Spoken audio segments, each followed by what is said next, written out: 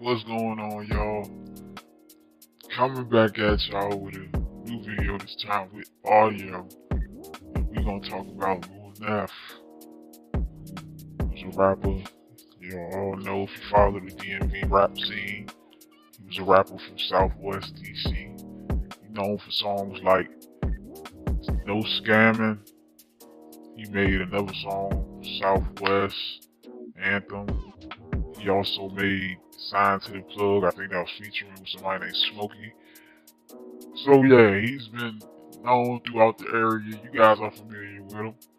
So a lot of people was speaking on his death. I found out about his death like everybody else. Found out through the Kill World News page, and I was like, what? So I ended up looking, trying to find some information about the situation. Couldn't find much information. So I was kind of confused. A lot of people saying car crash. Other people were saying he tried to rob somebody out VA and got killed. Whole lot of shit. So I went up, took it behind myself to go search this whole thing up. And I ended up finding out the two guys involved on this case. Not the guy who is allegedly the victim. Because I'm going to get into that in a second. But yeah, it was two guys who was with Neff, and supposedly they was going on a little robbery. It was Neff and two other guys. One guy had him a handgun. I think the other guy might have had Draco. They walked into the hotel room. Supposedly Neff told one of the guys to come with him. He said, roll with me. And the guy said he didn't know what Neff was saying, what Neff real intentions was until he got to the room. So, long story short, they get up to the room, Neff go into the room. They wait outside the room, they hear pop. Now this is where the story gets a little confusing. I guess they run in there with the Draco gun. I think in the midst of this situation, I think the person who was the target probably shot Neff, which I'm pretty sure. He shot Neff and the guys came in to save him, and it was probably a little mini shootout. He was still alive. And in the article, somebody told the police it was a robbery gone wrong. Now, is it snitching? I don't know. I don't care. It ain't my business. I'm just saying he told the public and he told the police that it was a robbery gone wrong. So I'm going to go ahead and roll with that it was a robbery gone wrong. When he first passed away, I was thinking it was some hate and stuff. I'm not going to hold you. Thinking somebody killed him, try to rob him. Because if you follow him, you know he flashed a lot of money. So I was thinking it was something of that nature, but it kind of caught me off guard that it actually was the other way around. You know, he had a promising future ahead of him, and it seemed like he was getting a lot of money. You know, so I don't know his financial situation. I just know he was robbing. And I will pull up the screenshots of everything. I came up with a little summary for y'all because I know y'all didn't want to hear the whole entire thing. It had a whole bunch of unnecessary stuff. So on Thursday, July 8th at approximately 20:54 hours, the police responded to a report of a shooting on the 5th floor of Comfort Inn located on 13th Street from the Northwest. When the police arrived, they located an adult male conscious and breathing, suffering from multiple gunshot wounds to his chest and legs. The EMS took the descendant to the hospital where he was pronounced dead. It said that the shooting took place on the 7th floor of the hotel, and two associates of Neff were stopped.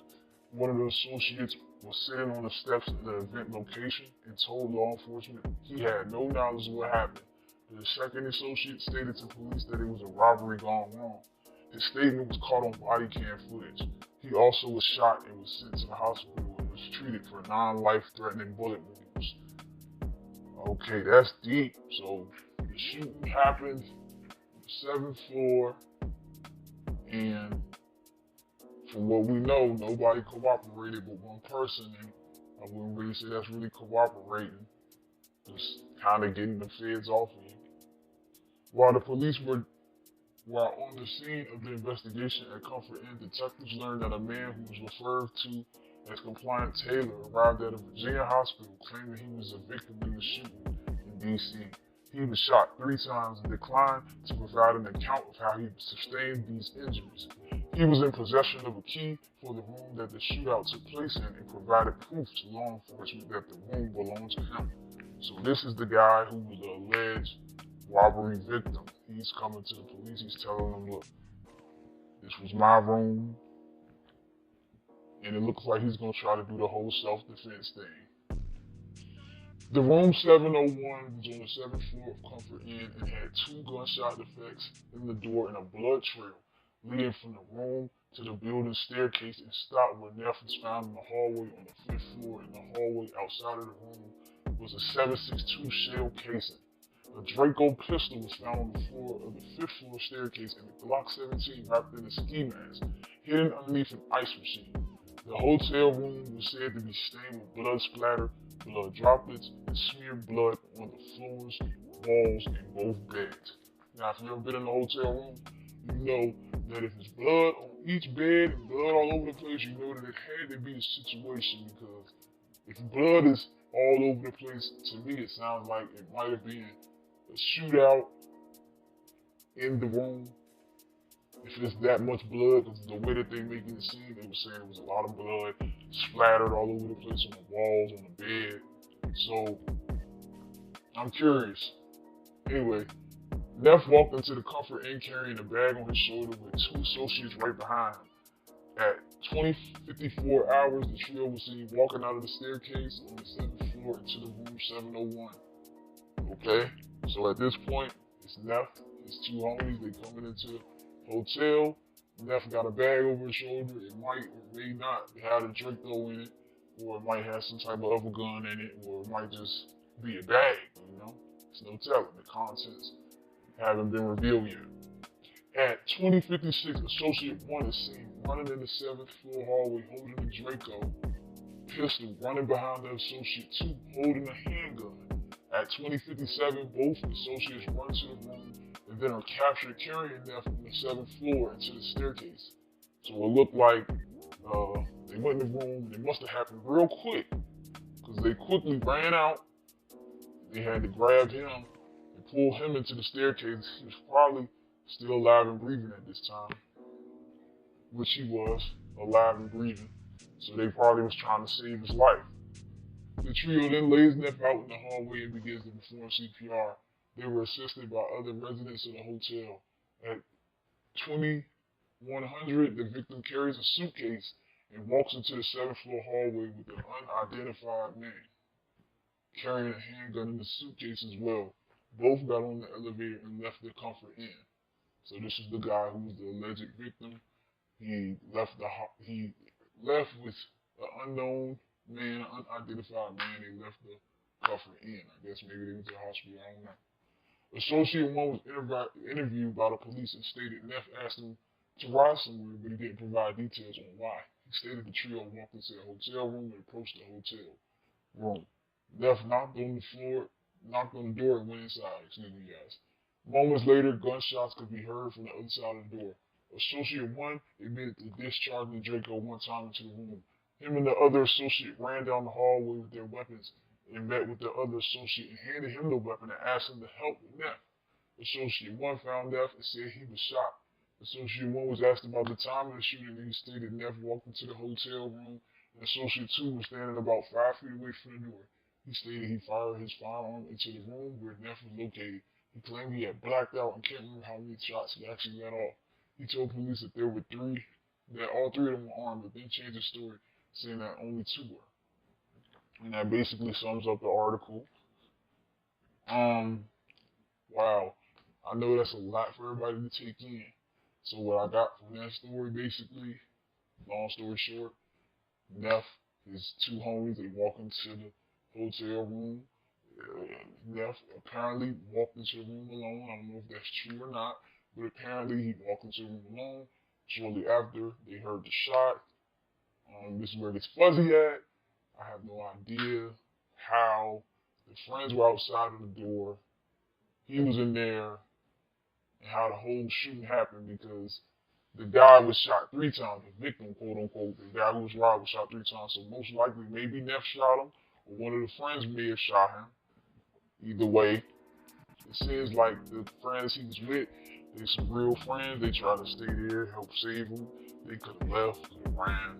You know, now these guys are facing charges for weapons. So they real friends at the end of the day. They could have left him there to die, but instead they decided to stay, perform CPR till the police got there. These guys seemed like some cool, solid individuals. They didn't really tell the police much of anything, not much they could really use as evidence.